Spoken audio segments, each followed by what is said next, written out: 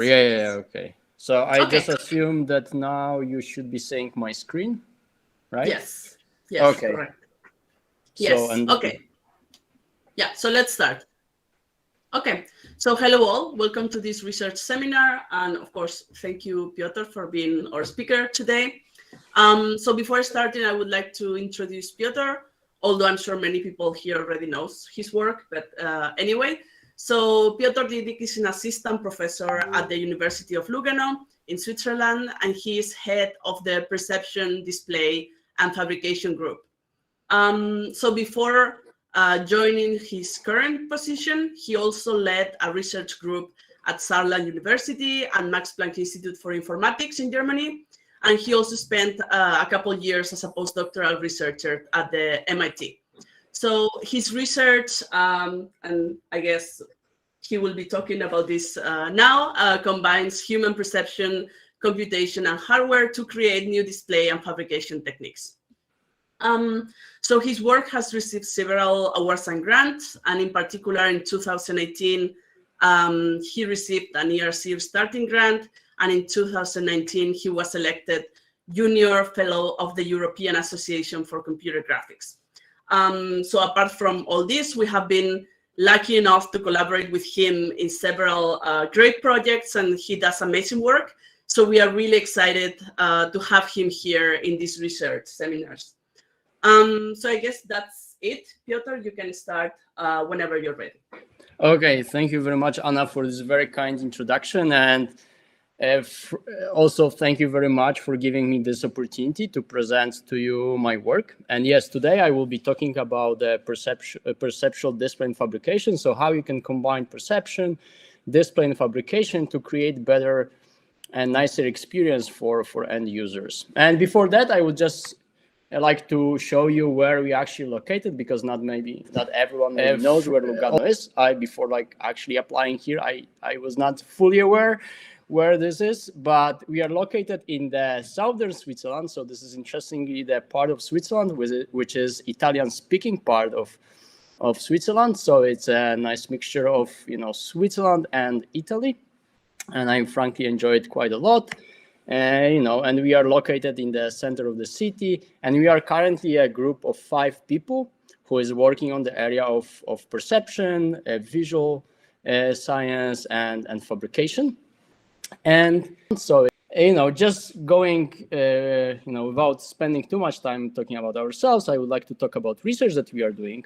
And the research is mostly driven by the development in new displays and fabrication technologies.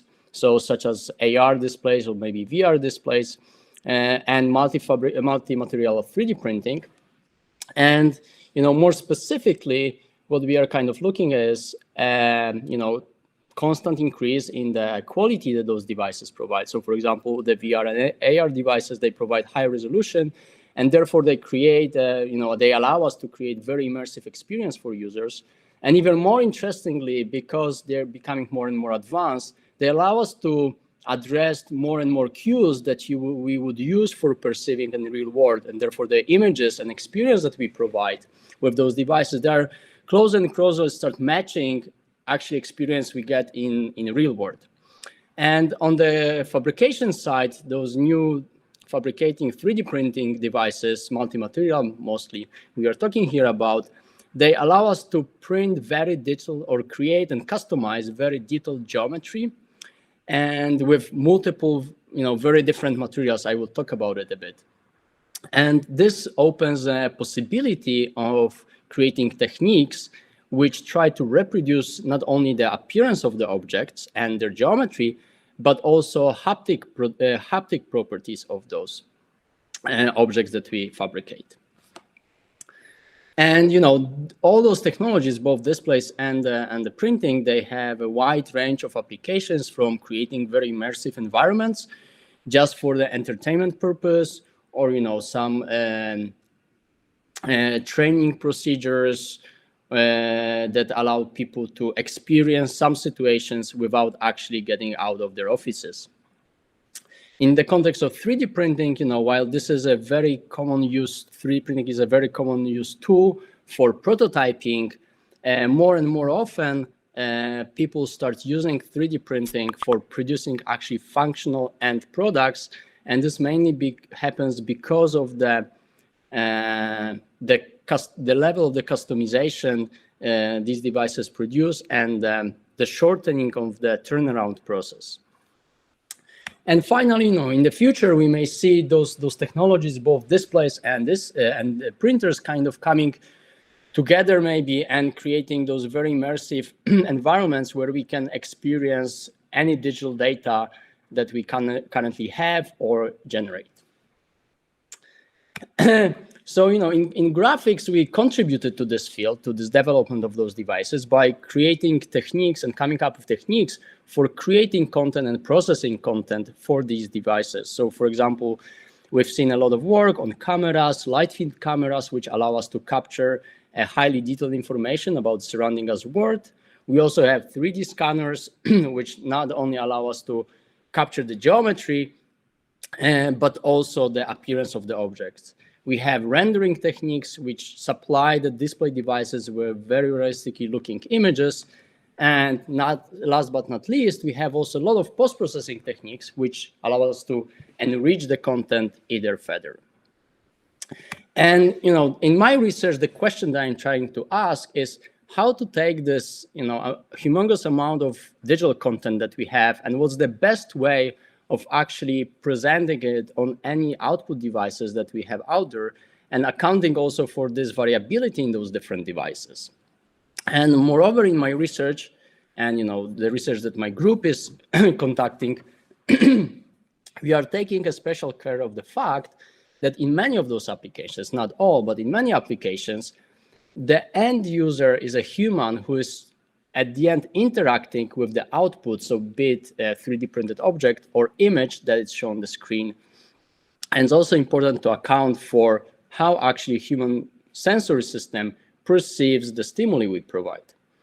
And more interestingly, when you look at each of these three kind of stages of so-called, you can think about it as sort of pipeline, is there is a lot of limitations at every stage. So if you think about creating digital content, there is some computational cost and storage cost, bandwidth cost, which is related to producing and supplying this content to different devices. And you can think of, for example, producing the content for VR devices. You have to produce a stereoscopic images in ultra high resolution at very high frame rates.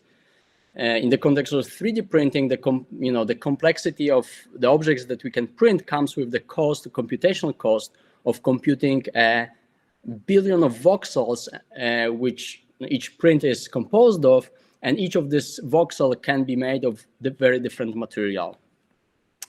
And the same on the output devices side, so displays and 3D printing, we have hardware limitations. So for example, the spatial resolution, I will talk about it today a bit, it's not still the resolution which would kind of match the capabilities of the human visual system. We display discrete number of frames in order to mimic the reality when we have continuously moving objects. Or in the displays, we have a problem with visual discomfort and fatigue whenever the content that we produce mismatches what we actually do in real world. And finally, on the 3D printing side, the 3D printers have their own limitations in terms of materials they can produce, in terms of the geometry they can fabricate, and in terms of appearance and mechanical properties. And at the same time, even more interesting is the fact that we as humans, we have our inborn limitations, right? So for example, maybe some of you are familiar with contrast sensitivity function, but this is just an example. There are certain patterns, patterns in images that we as humans, we don't see because they are invisible for us and we cannot discriminate between certain patterns.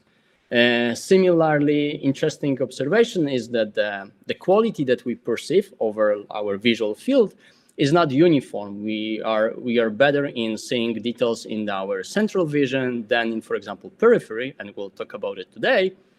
And then finally, at top of all those things, there come some illusions, and we have many of these illusions, and this is just showing one of them where you have those two kind of planes, one above each other, and you may think that the lower one is a brighter one in terms of the color, but in fact, they're the same. And these illusions usually come from the fact that we make some assumptions about the real world, and those assumptions are not correct for the content that we are showing. So in general, the idea behind what I'm doing is, and what my group is doing, is trying to think how we can take advantage and leverage all this knowledge about those limitations at different stages, and how we can create techniques that present the digital content on display or using fabrication devices in such a way that it best matches what the expectation and limitations of the human visual system are. And we do it essentially by studying the human perception and trying to include the knowledge about the perception into this sort of translation process, what I call here. And now, if you really want to look from the broader perspective, how we do it and where we are put ourselves in the landscape of other research field, is there is a visual and haptic perception. So this is research which is looking into discovering certain phenomena from the perception. And on the other hand, there is a computational display and fabrication field, which is very much present in also computer graphics conferences. And we kind of position ourselves somewhere in the middle. And the reason for that is that in our research, because we want to understand how the human perception works, we still run perceptual experiments. But the key in our work is that we try, as opposed to just discovering certain patterns in perception, we are interested in building computational models which predict the response of the human sensory system to complex stimuli, as we can observe in our applications. And on the other hand, of course, we benefit from computational advances and hardware limitations for which we account for, to kind of use those perceptual models to form what we call perceptual optimizations.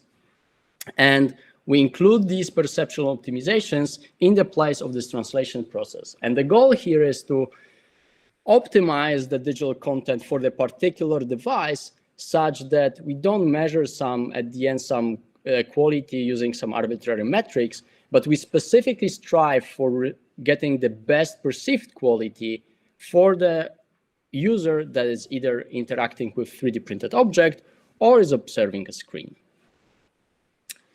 And interestingly, once you learn a bit about, through this process, about the perception, you can also use this gained knowledge to improve content creation techniques and improve hardware design, which you will see a bit in this talk. So in general, in this talk, I would like to argue that quality and experience can be significantly improved when computation, perception, the hardware designs are combined. And I will do it in the few examples. I will talk a bit about the a bit elder work that I did during my PhD, and this is because I think it is a nice example and I like talking about it. Then I will talk about a bit more about the foveated rendering and things that are related to it. And then I will switch to talking about the fabrication and fabricating haptic experience and appearance fabrication. So let's first start me by motivating my work on apparent resolution enhancement. So to this, we have to look at the very recent VR devices, such as this from Viro, and we have to think about the resolution and the amount of details that this device can produce. So if you look at the specification of such a device, it's they provide, for example, for this device, the pixel density map. So you can see, in the center of the image, you have roughly 35 pixels per visual degree. So this is actually pretty good already. But to understand how this meets the human visual system requirements, we have to look, what actually the human visual system can perceive. And one way of doing this is, for example, looking at something which is called contrast sensitivity function. So contrast sensitivity function, as shown on the right, relates essentially as spatial, different luminance spatial frequency patterns. So essentially sinusoidal pattern at different frequencies with the sensitivity of the human visual system in perceiving them. So for the human visual system, it's usually assumed that you can see roughly around 60 cycles of such a sinusoid in one visual degree. So if you take one visual degree of your vision, then you can fit 60 cycles of sinusoid in it, and you will still see those cycles, this black and white pattern. Now, if you think where, based on this pixel density, was the potential frequency that can be reproduced by such a display, well, you take at the center, you have 35 pixels per visual degree, and then you have to think a bit about the Nyquist limit and how these number of samples allow you what kind of frequencies you can reproduce with this number of samples. So, briefly speaking, you can divide it roughly by 2. And then roughly what you can potentially reproduce with such a screen is somewhere around 18 cycles per visual degree. And this is, I said, it's not bad, because if you actually start calculating this a bit, this roughly corresponds to looking at, let's say, full HD desktop screen, a few years ago. Still, there is some gap. But what is interesting is that's not the end of the story, because besides the spatial acuity, spatial resolution, there's something which is called hyperacuity. So as opposed to the spatial resolution or acuity, where we kind of look at how well how good visual system is in discriminating different individual features between them, they are blended, the hyperacuity is the ability of human visual system to discriminate the localization. So this is shown on the bottom, where you have 2 lines, and we are asking how good the human visual system is actually perceiving that these lines are displaced. And just for the reference, in the background, you see a layout of the photoreceptors on our retina. And the purpose of this is that the hyperacuity is the localization, the spatial localization that we are sensitive and we can discriminate for 2 lines lies below 1 photoreceptor. So it means that we can actually see the displacement in those lines, which is below the size of the photoreceptors as we map those lines on the human retina. And in general, if you look into literature, the claims are that the hyperacuity is roughly like 10 times higher than the actually acuity, spatial acuity that we have. So this makes actually the gap, which we see on the left, much larger. And this is something that we wanted to address with first of the technique that I would like to show you today, which is apparent resolution enhancement. So for the purpose of this technique, we assume that we have very high resolution content, so either generated with rendering or taken images, which are much higher resolution than the display device. And then the question is, what can we do to display those images on the screen? So the standard approach would be to take high resolution image, and if you have lower resolution screen, you would need to first remove some information, and more specifically, you would apply some filtering to remove some high frequencies that you cannot present on your display, and then you would fit this image to your display.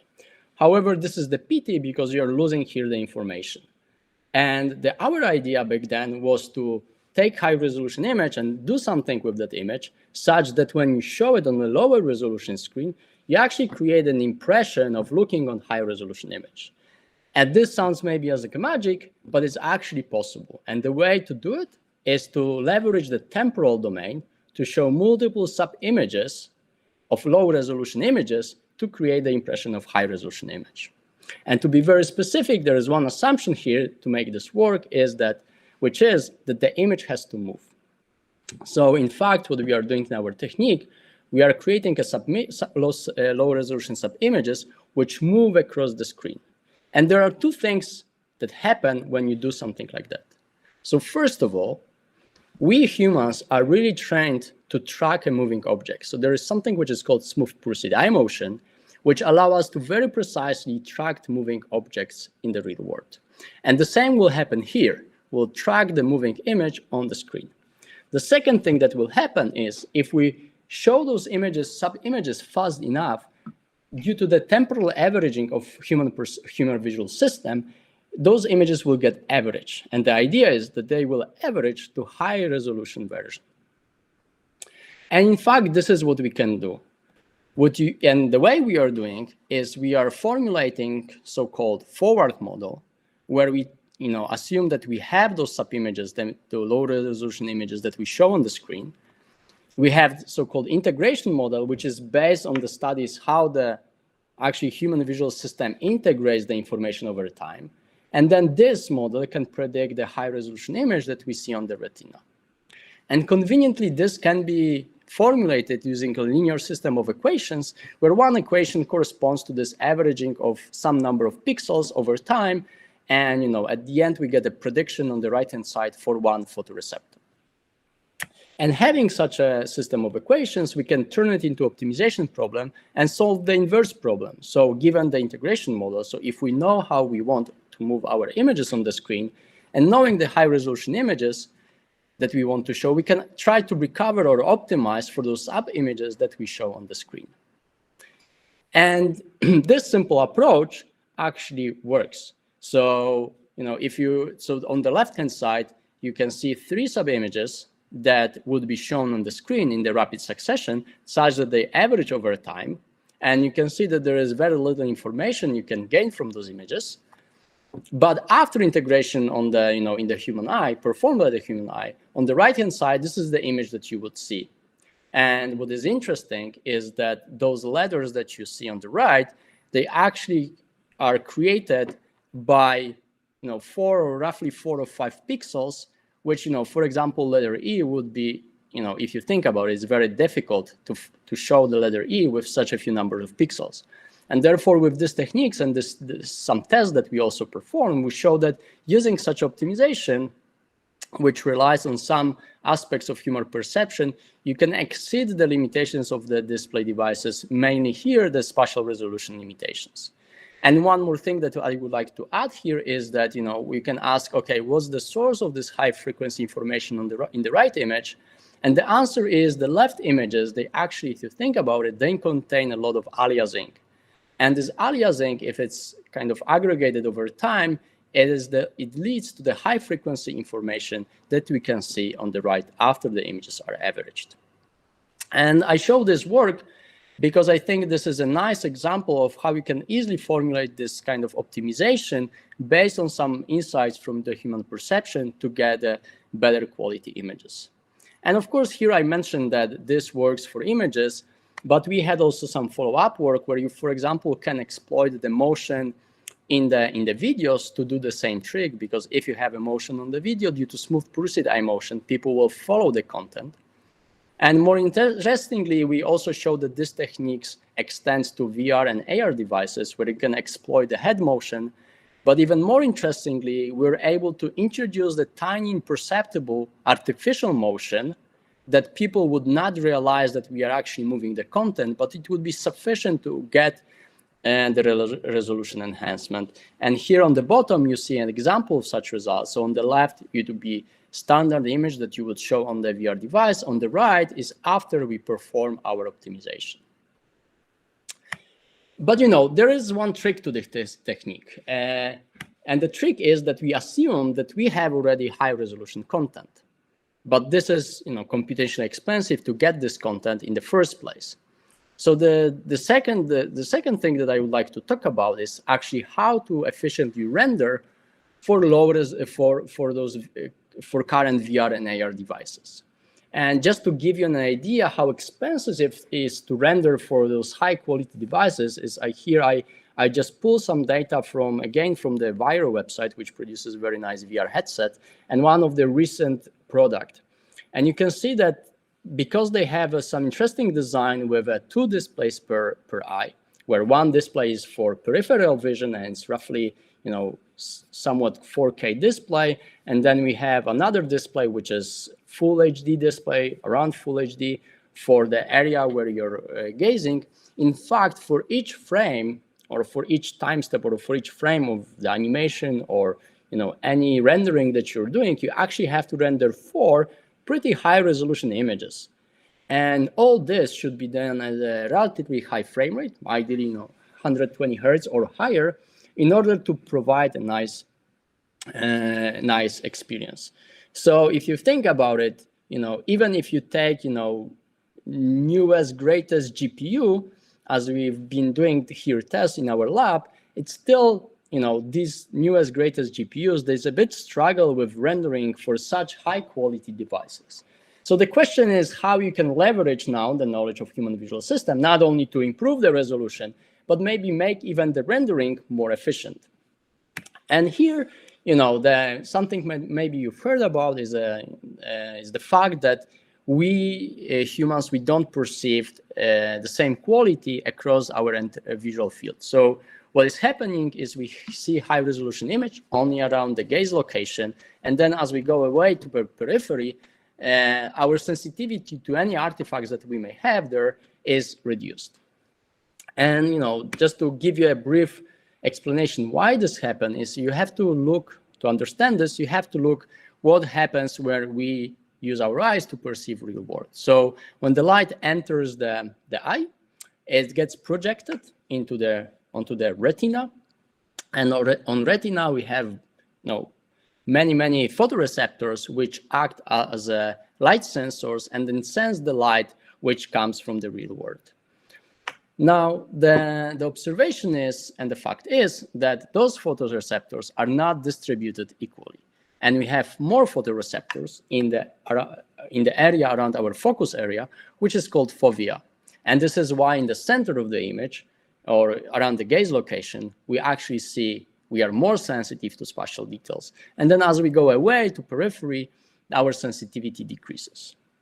And in fact, when you look at the real world, this is more or less what you see, that the white dot visualizes your gaze location. And then as you're moving to different points, you kind of explore the image and you kind of experience this high fidelity information there. And only after scanning the entire image, you create this kind of mental high resolution image of the real world. So this is kind of nice because it shows you that, at one moment in time, you don't need to have a high resolution or high quality everywhere, and you can leverage this information. And, additionally, there was recently a development in eye tracking technology, which actually allows you to very efficiently, accurately track human gaze, either in the desktop scenario or even many of those solutions are integrated already in the VR headset and AR headset. And, one of the first technique was leveraging those observations was foveated 3D graphics presented by Günther in 2012. And they proposed to break down the rendering of one frame into 3 regions. And each of these regions, as shown on the left, would be rendered in slightly different resolution. And the biggest region would be rendered in the lowest resolution, and then the resolution would increase as we go towards this pink dot, which visualizes where the gaze location is. And then at the end, they would compose this image into one and show on the screen. And the technique mainly relies on the fact that the rendered quality, meaning the resolution, decreases as a function of eccentricity. However, this is not the end of the story. And here just to convince you that, that just the eccentricity is not the good measure of what's the quality requirement, I created this image, and as you can see, it's composed of 2 images, but slightly different images. If you look at the center where I indicated the gaze location, you will see that even though the quality degradation that I applied is kind of the same for this lower left image and top right image, you much easier see the quality degradation on the image which represents the text. So this kind of shows that the amount of quality degradation that we can accept is dependent on the image content. And this is directly related to a phenomenon which is called visual masking. So I would like to briefly introduce you to visual masking. And so just to give you an example of this, if you have a signal, some, let's say, distortion that you add at top of image, sometimes you would see it, as in this case, or sometimes if you consider kind of the same signal, but only rotated by 90 degrees, and it's put here on the bottom line, on the same image, you would actually not see the signal in the final image.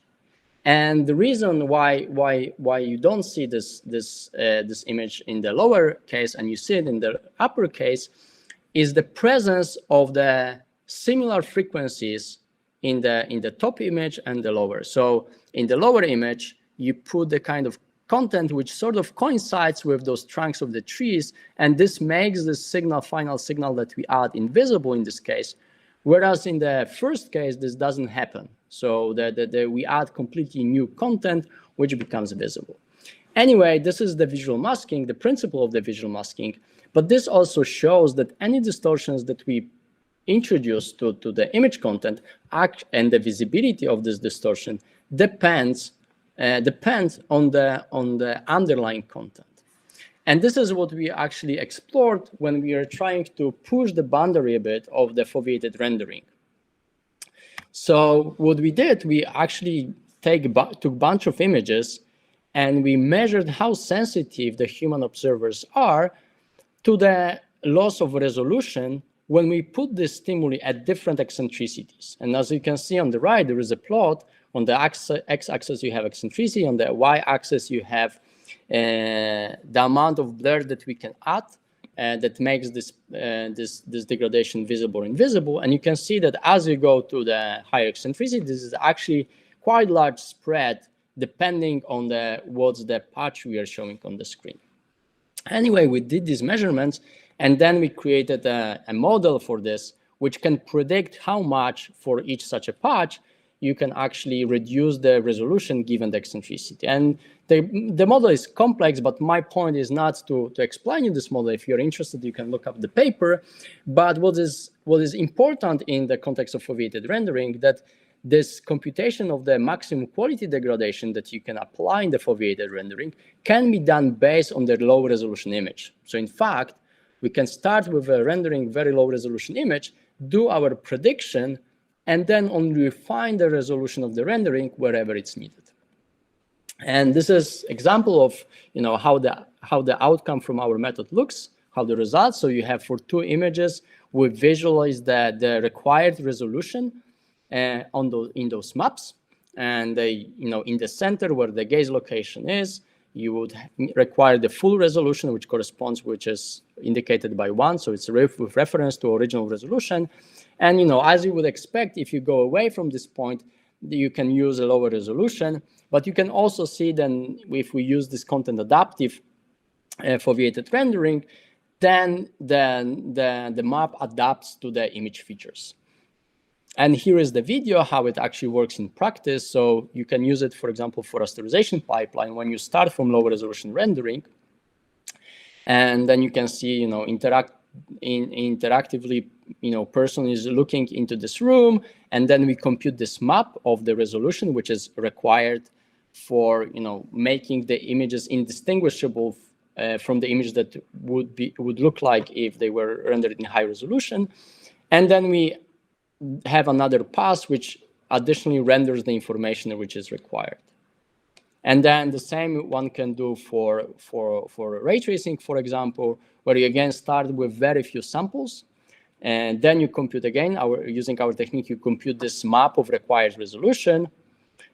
And now in the additional step, you send additional rays which refine the quality in the regions. So those are the additional rays we are seeing now that improve the quality to the point which this image is indistinguishable from the image that would be rendered in the original resolution.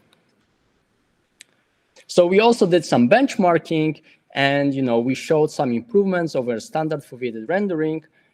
What is interesting is that in general, foveated rendering works when the shading is expensive. So when you take a very simple scene, the foveation, even standard foveation, doesn't give you a lot of advantages. But as soon as you go to shadings or to scenes which include more complex shading, we can show a very significant improvements. And that would not be talk from the field of computer graphics if we didn't talk about machine learning techniques, because indeed using machine learning techniques, you can push the limits of foveated images or rendering even further. So there was recently this work from Kaplani et al., which was called the deep Fovea, where they show that if they can start with very few samples of the image which are rendered, and then from very few samples, they can reconstruct a very high quality images. And I would just to briefly talk about it, because the way they do it is using generative adversarial networks, where they train the network, so on the top, for reconstruction of the high resolution images from the fewer samples. And then at the same time, they train the discriminator, which tries to discriminate the images that are generated by the generator from the ground truth images, which are high resolution images. And the reason I want to talk about it is because we've recently also looked how the perception can be included in the training neural networks. And in this particular, And in this particular case, we are interested in the lower part of this architecture. So we have a discriminator, which in fact, if you think about it, it should a bit act as a human visual system because it should discriminate between the real images and the faked images. And ideally, it would have some limitations or encode some limitations that the human visual system has. Unfortunately, we argue that the discriminator trained in such a way does not necessarily mimic very well human perception, and therefore discriminator trained in such a way is not necessarily reflecting the important features of the images, which are important for the human visual system. And therefore, in our recent work, we propose to, instead of using ground truth images as for real images, to use the images which are perceptually equivalent. So we just slightly modify this training procedure where we have a slightly different data set for training the discriminator. And of course, the question is how we derive this data set. Again, I will refer you to the paper, but the idea is that you perform some small experiments and then you expand the data set based on these experiments to have enough data for training the neural network. And then we were able to show that we can train this with this new data set, and this is an image that comes out of the rendering. So I'm not sure whether this is well visible, but maybe here when we zoom in, the gaze location is assumed to be in the center, and this is the insets are from the kind of large eccentricity. You can see that as opposed to the original image, which includes here branches and leaves, the reconstructed image using generative adversarial network is very messy. It's only to some extent reminds you the original content. However, what is interesting is that still people would have a difficulty in distinguishing between the original and reconstructed images. Okay, so far I talked only about the kind of 2D images, but of course, normally in real world we see stereo. And the question is what we can do if, with what I was already saying, when we think about the generating stereoscopic content. So when we talk about the stereoscopic content, some of you might be already familiar with the divergence accommodation conflict, which is kind of a problem in the stereoscopic displays. And it comes essentially from the fact that in stereoscopic displays, we only create an illusion of looking at a 3D scenes. So to display something which is either in front or behind the screen, we show the image of this object on both screens, slightly different location, and then we verge our eyes to see this object, in this case, in front of the screen, but our accommodation, so adaptation of the lens shapes, in this case, is still at the depth of the screen. And because the divergence and accommodations are tightly coupled, this creates a conflict between the divergence accommodation, which results in the discomfort. And normally, what you would do, also what was done previously for standard displays, is that if you have a scene which has the extensive depth, you would need to kind of manage this depth to kind of fit in the comfort zone such that people don't feel sick when they look at this content. But now, interestingly, I talk about the foveation, and the same way we are insensitive in periphery to the spatial details, we are also insensitive to depth changes. So there is a fall of sensitivity to the depth, to the relative depth in periphery. And in the similar way as we did the foveation rendering, we can leverage this in this case. So the idea is now that if you know where the person is looking at, you can not only render low spatial resolution, but you can also degrade a bit the depth quality. So what we can do here, for example, the first thing we can do, we can move the entire scene to bring the object which we are looking at to the screen depth, which makes already the content much less discomforting. But moreover, we can kind of expand the depth around our object of interest, and we can kind of compress the objects in the periphery, and we won't really see that compression. And then when we change the viewpoint, the gaze location to another object, we can play the same trick.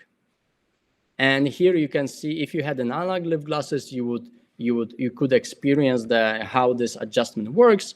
But this is a red cyan representation of the stereoscopic content, and you can see that we on the fly adapt the depth of the object. And I must say that this actually works surprisingly well. I was really surprised when I saw for the first time how it works. It's very efficient, and what's interesting, you cannot really realize that the depth is changing that much. But of course, we talk about the accommodation divergence conflict, and there are other ways you can solve the problem, for example, by having a new hardware design. And just here, I would like to mention our work on the varifocal displays, where we constructed a see-through near-eye display, which is capable of reproducing accommodation cues. And just to more clearly show the case here is you have on the left-hand side, you have an image which is captured when the virtual object is near the observer, and then the physical objects that are near are also in focus. And on the right-hand side, the virtual object is further away, but also we correctly reproduce the focus cues. As you can see, the mid-plane here, the checkerboard pattern is in focus, and the front is out of focus. So this is our work on the hardware design. And interestingly, I would like to also use this opportunity to mention another recent work that we've been doing, because now the argument is that with those new devices, they give you some possibilities that you were not having before. And that there is actually a possibility to improve our performance even in real world. And to this end, we had this sort of crazy idea of checking whether we can overdrive the accommodation. So we ran a simple experiment, and the right plot and the image, the figure, presents you how this experiment was run. So normally we start with this is the view from the top. So the y-axis is depth. And you have the object, which is the initial gaze location. So that's when the observer is looking. And our goal is to move this object to make the subject move on this rightmost C shape.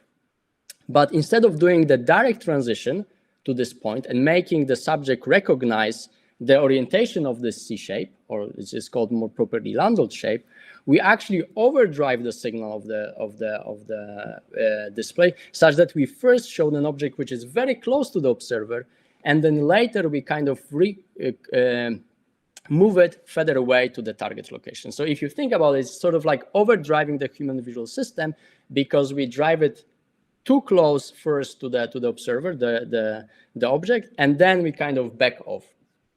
And interestingly, when we ask people how, about the recognizing the C shape, it turns out that if we overdrive, we measure it for different saccades lengths, for different angles, how much we move here, we actually observe a performance gain. So it looks like, given the new capabilities of the display devices, you can potentially improve the performance of the human visual system, even in the real world, if you use the right opportunities. Okay, so far we talk about the visual stimulations of displays, and now I would like to spend the last part of my talk to talk a bit about the fabrications and the work that we've been doing there. And the nice thing about the fabrication is that besides the visual stimulation, they also provide us ability to produce actually physical objects that we can examine and we can touch. And the main goal when I started doing research in this field was to fabricate objects that appear and feel like the objects that we have in the real world using the 3D fabrication tools. And, there are nice things about these devices that, make me think that this is actually possible. So first of all, we have a large number of materials that we can simultaneously print with these devices. And moreover, we can deposit them in very high resolution. So every print is composed of billion of voxels, and each voxel can be a different material. So in fact, that's what happens when you print. You have your 3D object, which is broken down into voxels. It's voxelized, and then you have many different materials that you use for filling up the volume of the object. So now the goal of this kind of fabrication process is to have as an input the geometry and some goal properties, let's say mechanical properties, tactile properties, or appearance properties. And we want to compute the mixture of the materials that we have available on the printer that actually create an object which has the properties that we want. And this is usually done using optimization. So you formulate the kind of sort of optimization loop where you have a certain material assignment. Then you rely on some simulation tool. It can be a rendering or simulating material properties of this object. And then you have to have some error measurements such that you can close the optimization loop and you can optimize until the simulated object meets the goals that you specify at the beginning. And now in the context of fabricating objects which have a certain tactile or appearance properties, there are certain challenges. So first of all, if you think about the error measure, it's very unclear how to measure or quantify the haptics of appearance. And this is because if you think about the tactile properties, there is a lot of cues that we as humans use to recognize surfaces. So there is a roughness, compliance of the surface, stickiness, warmth, etc. On the other hand, the simulation part, it has to be very efficient in order to run this optimization. So the efficiency is key. But again, the problem is that if you consider, for example, the touch, the way we feel the surfaces is through sets of mechanoreceptors which interact with the surface. And this interaction happens in very fine scale.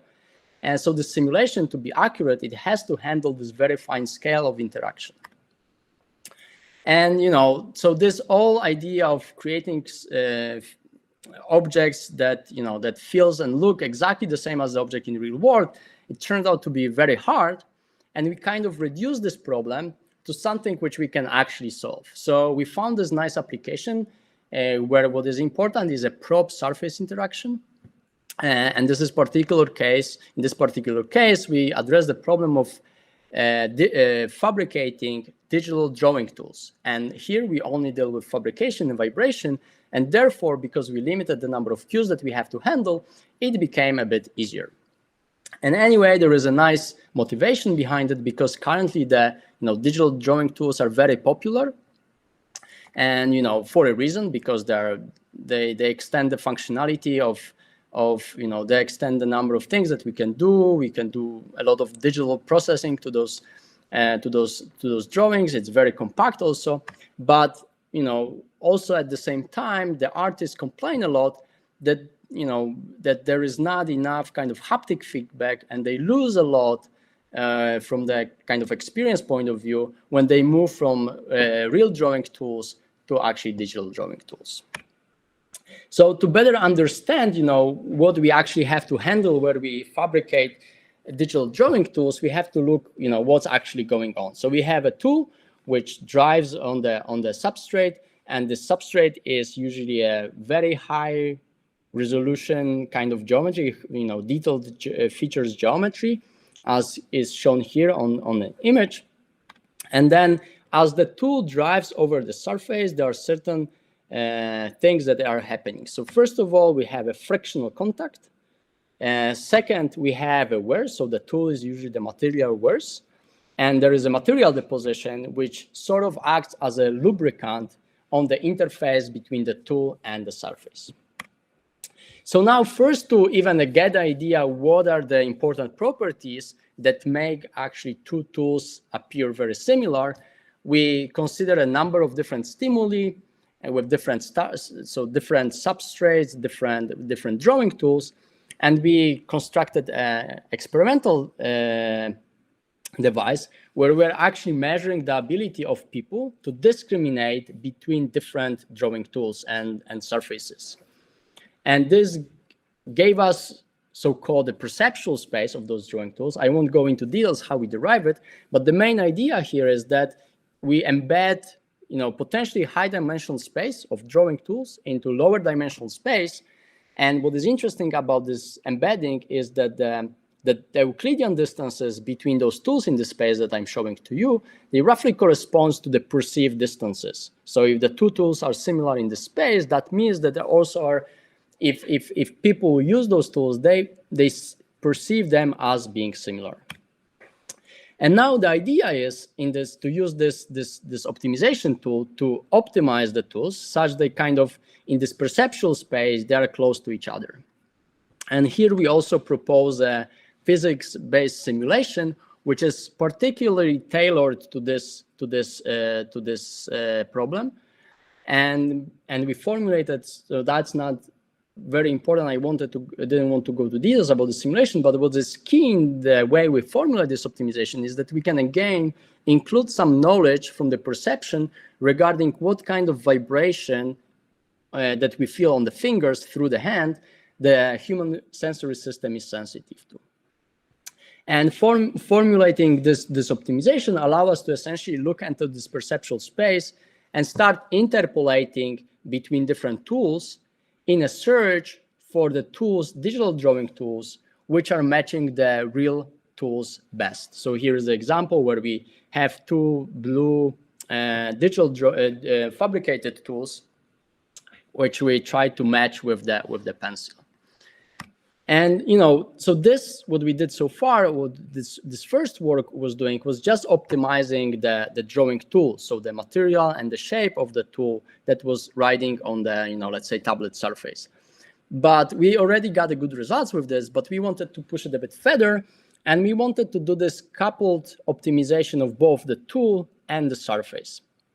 And this is when things started getting a bit more difficult, because it turns out that first of all, the first approach could be just to fabricate the surface, which kind of mimics the surface of the drawing surface, but this is infeasible due to the fabrication constraints. And for example, the fact that you don't want your digital drawing tools to wear as the real drawing tools were.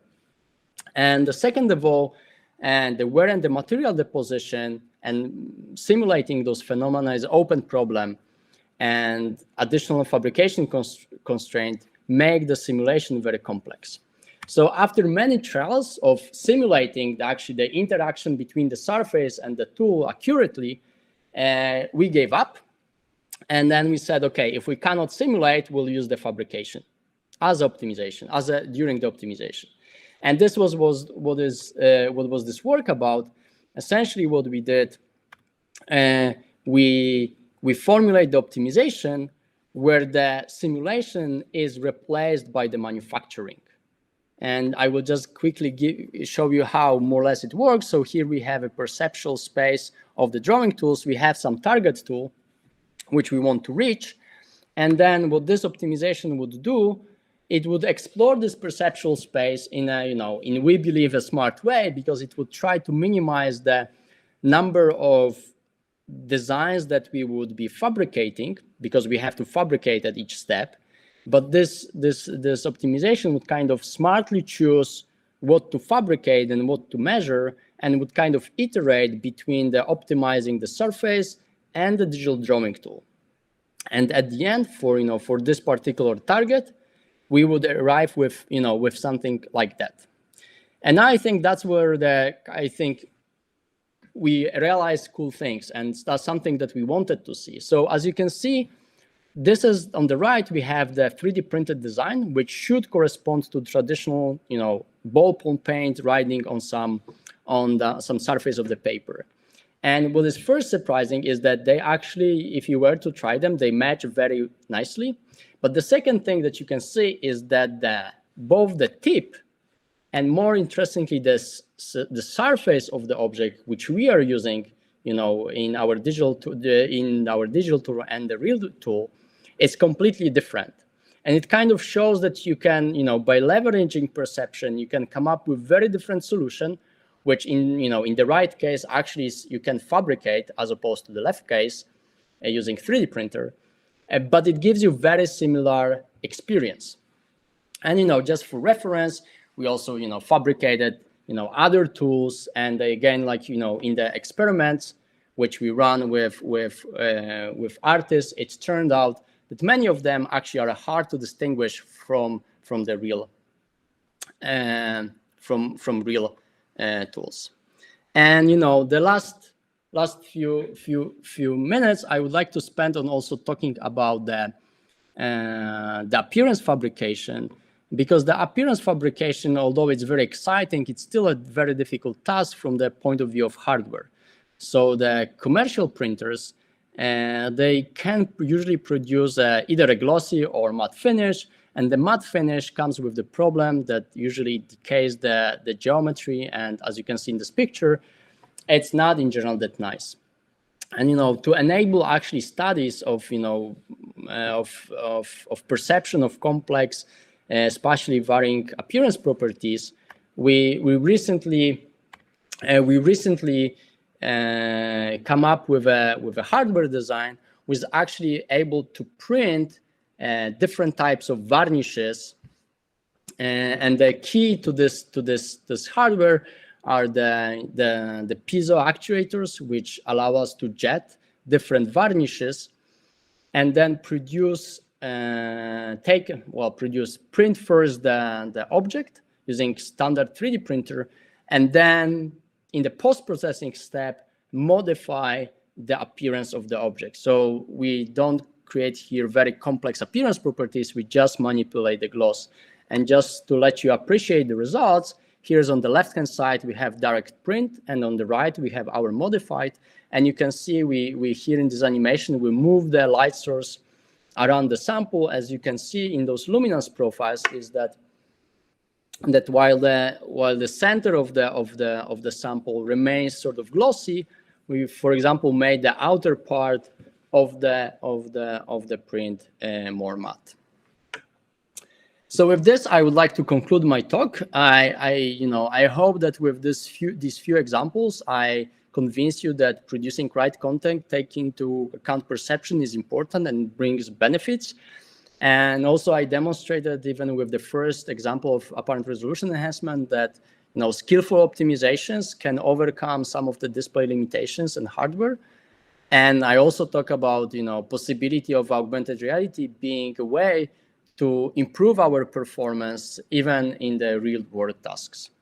So with this, I would like to also acknowledge a bunch of people that were working with me on all those projects. Also funding agencies, ERC, Adobe, and Intel for generously supporting these lines of research. And as everybody in my position right now, I'm also looking for talented people. So if you found those topics interesting and you're looking for either collaboration or some opportunities, don't hesitate to contact me. And with this, thank you very much. And yeah, I will be ready to answer some questions.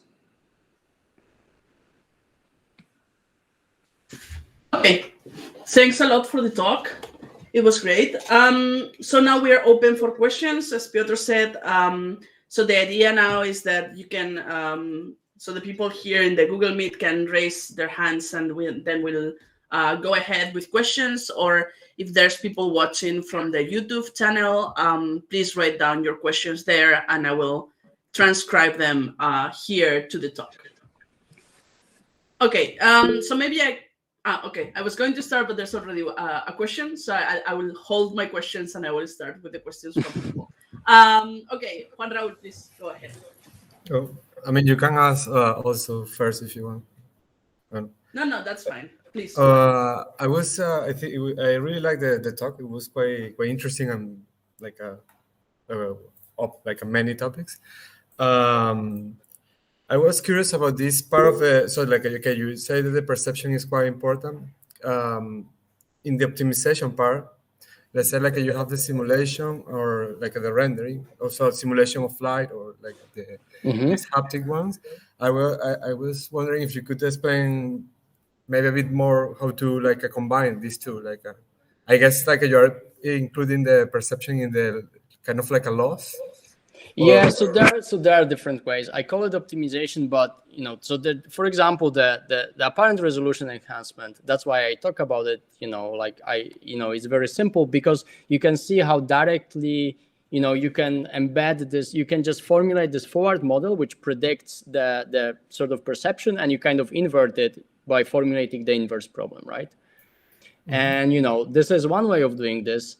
There are other techniques. So also this on the haptic reproduction, the way we incorporate the perception is really, as you said, is sort of a loss, because at the end what we are doing, we are kind of constructing this perceptual space, and in this perceptual space the Euclidean distance is what you care about, because the Euclidean distance is directly related to the perceived distances. So as long as you can, in your optimization, you can express your current design in the kind of the dimensions, or using the dimensions or parameters of the perceptual space, like the perceptual space, like you just take a L2 norm, and that's your loss. So that's a nice about perceptual spaces. But I must say that sometimes even though I kind of call it perceptual optimization and optimization, sometimes it doesn't have to be necessary loss and very formal optimization, because sometimes you can try to look for a direct solutions to the problem, right? So this kind of optimization is kind of general thing that you want to do, but for some of those things you just can find the directly solution, right? So, but yeah, in general, like when you formulate optimization, then you would kind of come up with this loss, right? I'm following on that, like that you do this optimization and then you have some solvers, let's say like it's for appearance or for the haptics. Yeah. And then with the appearance, I guess are you trying to reduce the computational cost of this one, or it's just like the final result is good? Because I think in the rendering you mentioned this goal also to reduce the computation, or like so you mean specifically the application to appearance fabrication, right? Or not? So for the appearance, the work I showed is actually doesn't do any appearance optimization, because like this, what I showed you, I just like kind of wanted to draw your attention to this work, that the fact that in general producing the spatially varying appearance using 3D printers is a challenging task. Now, if you ask me how I would envision this being embedded into the optimization, you can think of sort of like a gamut mapping techniques, where given your goal appearance and you have to fabricate it on the particular 3D printer, you have a constraints regarding your ability to fabricate different appearances, right? So then if you had a sort of like a perceptual space or like some other space, I mean, now if we talk about machine learning, we can think of like some going to some latent space, which is kind of resembles the perception, right? And you could do kind of gamut mapping. So similarly, you usually would do a color gamut mapping in that space, right? And that potentially can bring you benefits in both kind of fulfilling the hardware limitations, but also guiding your optimization towards the right solutions that lie within this sort of like a gamut of the printer, right? But I was also answer the question. But I was also thinking about adapting the solver, like I don't know, or if you have a grid or something like similar to the Fovea rendering idea, like maybe there are some parts where you need less parameters or like less resolution or something like that. Oh, for the object. Yeah, for the optimization of the haptics, or because you have the optimization, but you have a solver, a numerical solver in some point. And I guess that the numerical solver is working with the same resolution, no? Well, so it depends, right? Like for example, for the haptics, like the solver directly sort of, well, it optimizes very low parameter. Like the tools that we have, they are defined with very few parameters.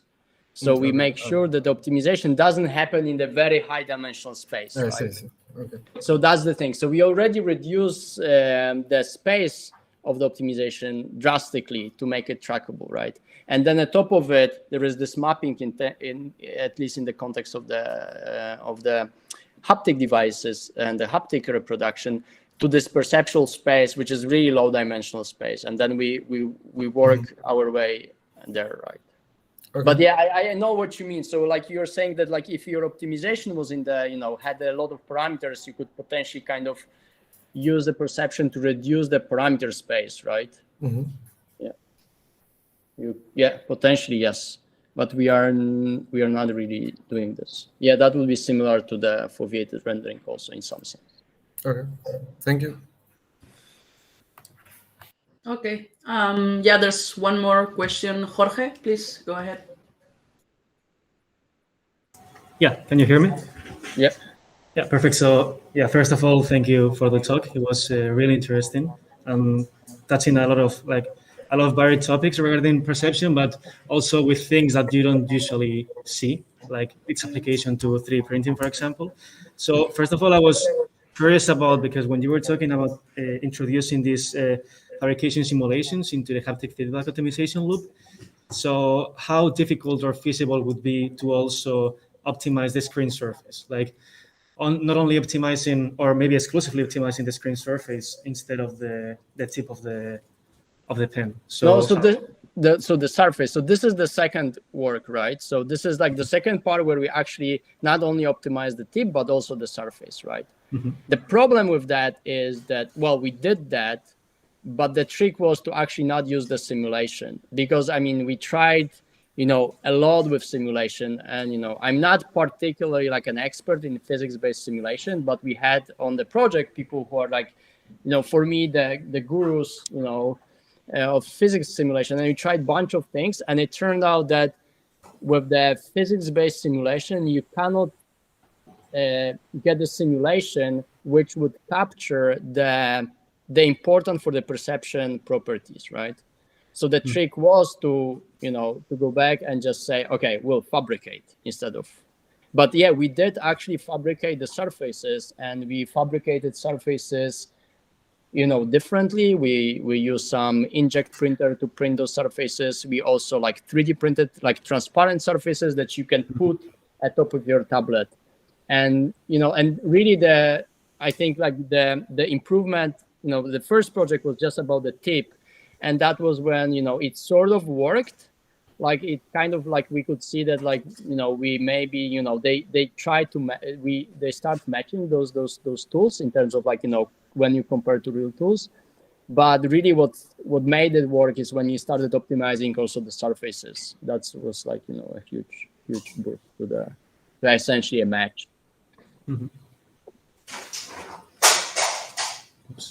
Okay, thank you very much. Okay, so maybe I'll go ahead now. So regarding the foveated rendering work, I mean, this is not a particular question to your work specifically, but about the like practicality of this foveated rendering, specifically for head-mounted displays. Because so how much does it actually depend on the accuracy and the latency of the eye tracker? Because I found that people tend to kind of scratch their nose and so on, and then all the calibration you did previously is worth basically not much, because they move the head-mounted display around. So would it, I mean, if it's not perfectly calibrated, the eye tracker, does it break the experience in the sense that you get dizzy because of latency, because of like mismatch between the foveated region and where you are actually looking? Or does it kind of still work, but you start seeing some regions that should be accurate, they should be high resolution, and they are not? So is it still comfortable to watch, even though if it's not perfectly? So this question touches about two topics. So first one is the quality of the eye tracker, right? As you said, like they may become miscalibrated, and like if they are not calibrated properly, that it would break the experience, because Yeah, because it would not essentially indicate where you're looking at. You would blur there, for example, and that would not work. However, I mean, my observation is that over even like few years, like the quality of these eye trackers improved quite significantly. So, even if so first of all, like those high-end eye trackers, so I'm not talking about the cheap eye trackers. The cheap eye trackers are really cheap. And, indeed, they don't work very well. But if you go for very high-end eye trackers, they work quite well, I would say now. The problem is they're expensive, right? So they're not really available to the customers, like to mass market. The question is, well, will they be one day? My belief is that they will. So, that will be part of like solving a part of the issue. I mean, the other thing is that, there are techniques to kind of recalibrate on the fly. So, once you can kind of do some trick. I was even like thinking at some point in my group to like also a bit work on this, like to, because like you have moving content and like in graphics, right? We know how the content moves, right? And we know that, we have this smooth pursued eye motion, right? And we know that eyes follow the content and so on. So there's like a lot of things that you can potentially do to kind of calibrate on the fly. There was even like a work from Rafał Mantiuk maybe a few years ago at Eurographics when they were snapping and correcting the eye tracking position based on the underlying geometry. Now we are experimenting with some eye trackers, and it looks like they are doing like some funky stuff. Of course, like you don't know exactly what they're doing, but I would say like those high-end eye trackers are quite good. And I think they will become better. And, and there is a lot of belief, I think, in this foveated rendering that it will be a kind of enabler for this, for those very high resolution displays, those near eye displays, right?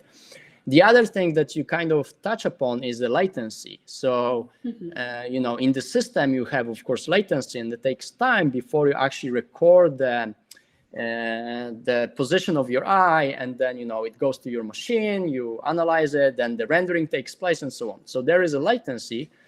And for some frame rates, it's significant. If you go to very high frame rates, it becomes less significant. If you go to lower frame rates, it becomes significant. And we actually did some work on that. And you can actually, we showed that based on the few samples, initial samples of the saccade, you can predict, because this is, okay, so I must say that the problem of the latency is most apparent when you have saccades, right? So you do a quick movement, and then, you arrive at the location, but, your eye tracking is lagging, right? But we showed that using very few initial samples of the saccade, you can, predict where the saccade is landing, because the saccade movement is pretty much like kind of ballistic motion. So once you program the saccade, like you don't reprogram the saccade on the fly usually. So you can sort of predict. And we showed that if you lower the frame rate where actually the latency kicks in, you can actually use such technique to fix it. So, and we kept working, and we even have some work in the pipeline to actually reduce this issue of latency. But at the end of the day, I think like my belief is that, and especially for very high resolution displays, this foveated rendering will be critical, because I was recently testing like some new VR device, and it was really like, computationally demanding for machine to render the content. And they had even some custom solution for foveated rendering, and it actually worked pretty well, I would say.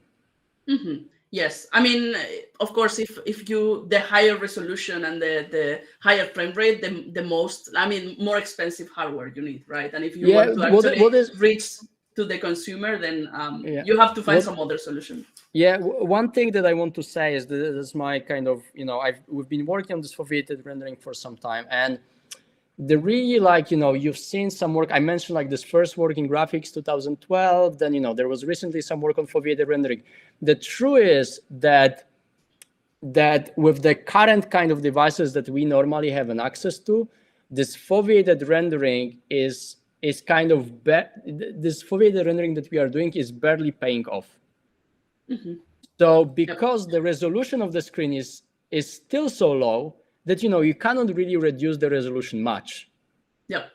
So the gains, but immediately once you go to very high resolution, when you start thinking, even in the future, when you really want that the pixel density kind of matches, even the density of your smartphones currently, right? I think then it will be super important. Yeah. Okay. Yeah. So we have one more question from Juan Raúl. Yeah, please go ahead. Hi, I have another question. In some part you mentioned, okay, so like at the VR, you have these super high resolution images. I was wondering if there is work, kind of like, okay, you give up the high resolution and then you say, okay, I will do some like a super sampling, I don't know, with machine learning or something, you know, something like a denoising, right? Like you say, okay, I will not get this like a noise free, and I will just have a denoiser that I can train offline. I don't know what do you think about this? So essentially you say like, oh, you take the image and then you use super resolution?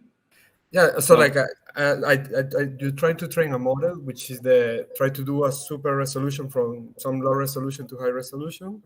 And actually what is nice about that is like you can self-supervise this, you know, like, because you know, if you get some high resolution, maybe you can get a model of this. Well, so there is in general work on the super resolution and training networks for super resolution, right? But I guess this is not what you're asking for, right?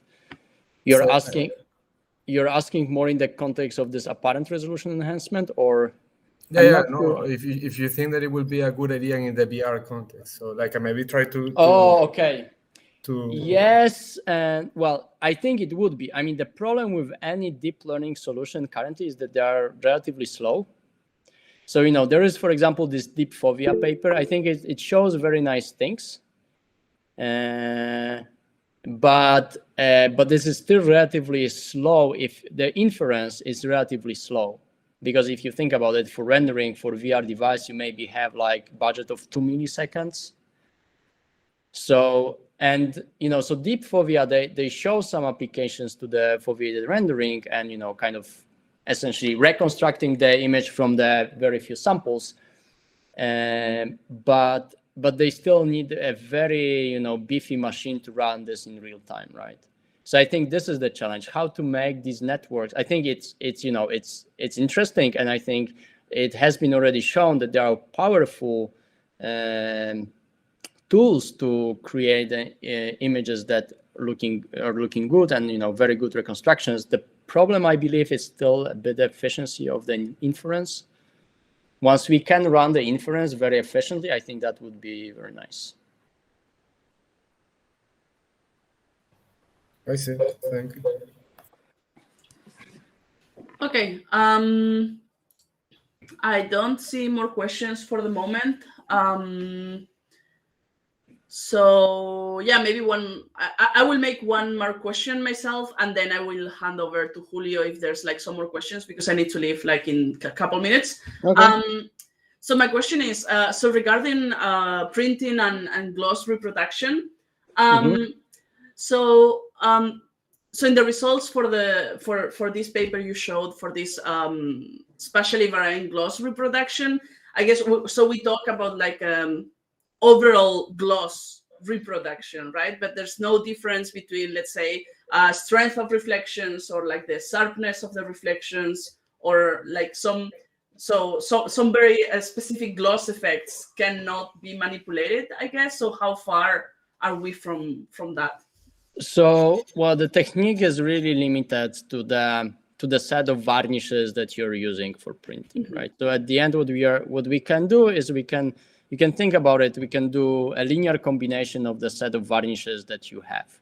So this is really what you do. Like the only 3D printing at this point doesn't give you additional advantages over like sort of mixing the varnishes. So this is the problem. Although I think it would be possible, because that has been already work in the past, which was showing that you can, you know, at top of just covering something with let's say material with a specific appearance, you can try to create a microgeometry, right?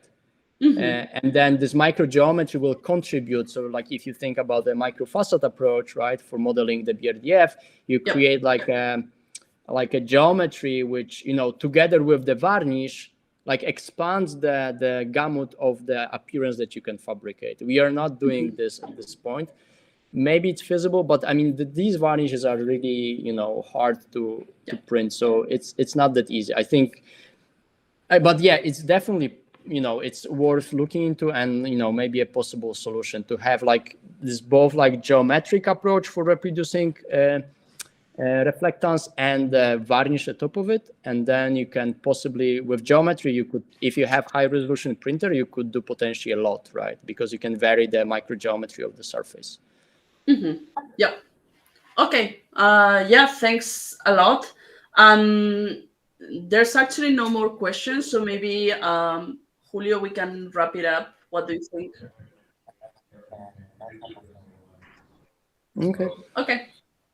Okay. Yeah, so I think that's it for the research seminars today. Thanks a lot for the amazing talk. Yeah, thank you for introducing me, inviting me. That was very nice. My pleasure to give. I mean, I know your lab and your work, amazing works, and like that's really a pleasure to talk to such audience. So okay, so Julia, is there something that we need to say for the research seminars? That's it. Okay. Yeah. Okay, thank you guys. See you. Thanks a lot. Bye. Bye. Thank you.